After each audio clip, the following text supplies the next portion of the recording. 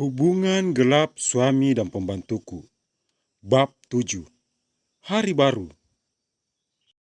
Sebenarnya ada hal penting apa sehingga kamu memanggilku kemari?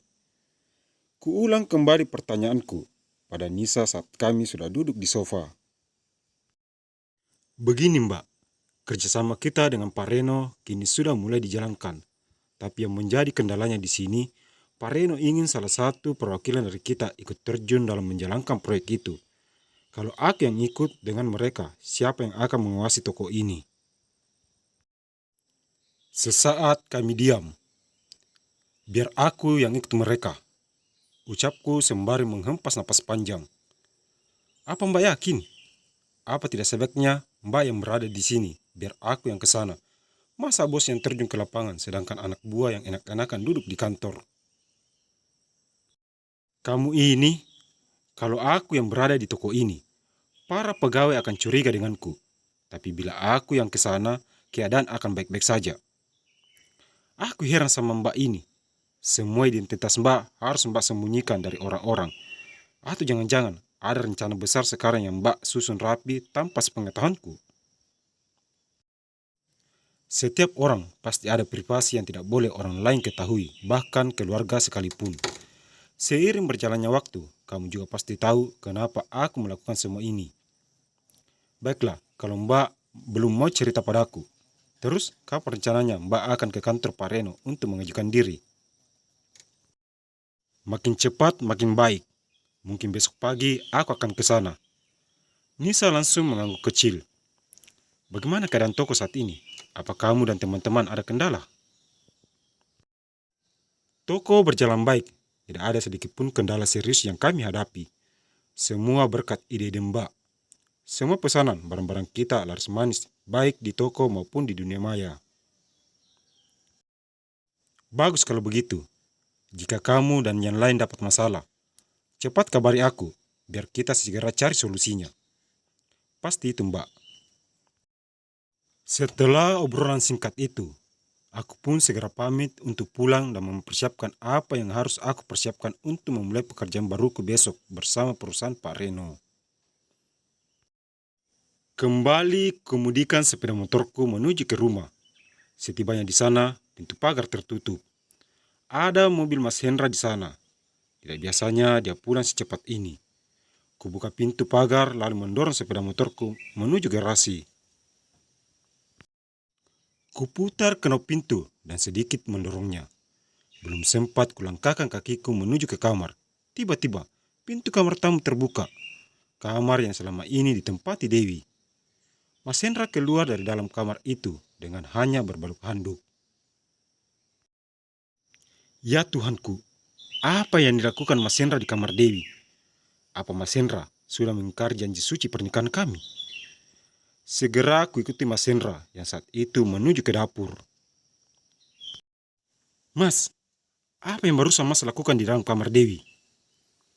Mas Hendra yang saat itu meneguk air, seketika tersendat hingga air yang berada dalam mulutnya keluar dan jatuh membasahi lantai. Aku tidak melakukan apa-apa. Mas Hendra terbata-bata dengan kedua mata melotot. Sepertinya Mas Hendra sedang menyembunyikan sesuatu dariku. Menyembunyikan apa maksudmu, Rini? Hanya Tuhan, Mas Hendra, dan Dewi lah yang tahu. Tadi aku ke kamar Dewi, hanya membantunya karena tiba-tiba perutnya sakit. Tidak lebih dan tidak kurang dari itu. Jadi, buang jauh-jauh prasangka burukmu itu terhadap kami. Terdengar suara tinggi Mas Hendra. Akhir-akhir ini, dia senang sekali memperdengarkan suara 9 oktavnya itu padaku. Loh, aku tidak berprasangka buruk pada kalian.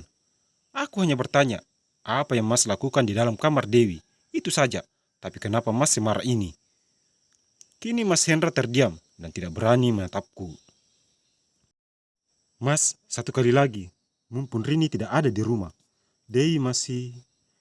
Dewi yang tiba-tiba muncul dan seketika menghentikan ucapannya tatkala Mas Hendra mempelototkan kedua matanya. Apa maksudmu satu kali lagi dengan tidak adanya aku di rumah ini?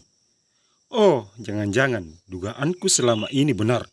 Kalau kalian sudah melewati ambang batas di rumah ini. Rini, kamu jangan asal bicara.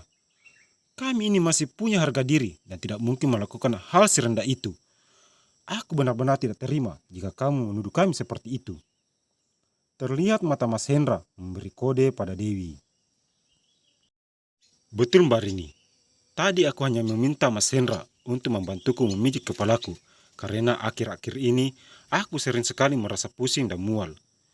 Dewi yang tidak berani menatapku. Oh, tadi sakit perut, sekarang sakit kepala. Sebenarnya mana yang harus aku percaya? Ingat, sepandai-pandainya kalian menyembunyikan sesuatu dariku, suatu saat nanti akan tercium juga olehku. Dan aku ingatkan pada kalian, jika sampai aku melihat dengan mata kepalaku sendiri, maka jangan salahkan aku jika sesuatu yang tidak pernah kalian pikirkan akan menimpa kalian berdua. Camkan itu baik-baik. Aku segera pergi meninggalkan mereka yang hanya bisa menunduk terdiam. Perasaanku benar-benar kacau saat itu, tetapi tetap aku sembunyikan agar mereka tidak melihatku lemah. Hari itu, aku hanya keluar kamar saat pesananku diantar oleh kurir. Selebihnya, aku hanya berdiam diri di dalam kamar. Aku tidak akan melepaskan mereka dulu sebelum mereka merasakan apa yang aku rasakan selama ini. Jangan bermain api jika tidak ingin terbakar. Malam itu, Mas Hendra tidak masuk kamar. Mungkin dia tidur di sofa atau pulang ke rumah orang tuanya. Tidak terasa pagi menjemput. Jam sudah menunjukkan pukul 8 pagi. Aku segera menyiapkan kebutuhanku. Aku berdandan lebih anggun dari hari-hari biasa. Aku tidak ingin karyawan di kantor Pak Reno menganggap perwakilan dari toko kami tidak profesional dalam bekerja, apalagi hari ini hari pertama bagiku. Kukunci kembali lemari rahasiaku, lalu keluar dari dalam kamar. Tampak di ruang tamu terlihat ramai. Di sana ada Bu Teti, Mira, Seli istri Mas Rudi, Wati istri Ridwan, adik Mas Hendra, dan tidak ketinggalan Dewi ikut nimbrung duduk di tengah-tengah mereka. Melihatku keluar dari dalam kamar, tampak pandangan mereka tidak lepas dariku. Mereka bak melihat bidadari. Aku maksudnya, perempuan yang jarang sekali berdandan. Pas berdandan, bahkan jarum jam akan berhenti berdenting. Bu, coba lihat ini. Semua yang dipakainya modis dan bermerek. Apa jangan-jangan uang yang diberi Mas Hendra selama ini dia gunakan untuk membeli barang-barang mewah itu? Mira sedikit berbisik pada Ibu Teti. Benar Bu, coba lihat tas yang dia gunakan. Harga tas itu kisaran 7-8 juta ke atas. Kalau bukan uang dari Mas Hendra, tidak mungkin dia bisa membeli tas semahal itu, bukan? Sambung Seli. Mungkin hanya imitasi saja. Uang yang diberi Masmu selama ini kan cuma 1 juta saja per bulan. Coba pikir berapa tahun dia bisa berhemat untuk membeli tas semahal itu. Ibu Teti tanpa melepaskan pandangannya dari ujung kaki sampai ujung kepalaku. Mau bergaya, tapi barang imitasi.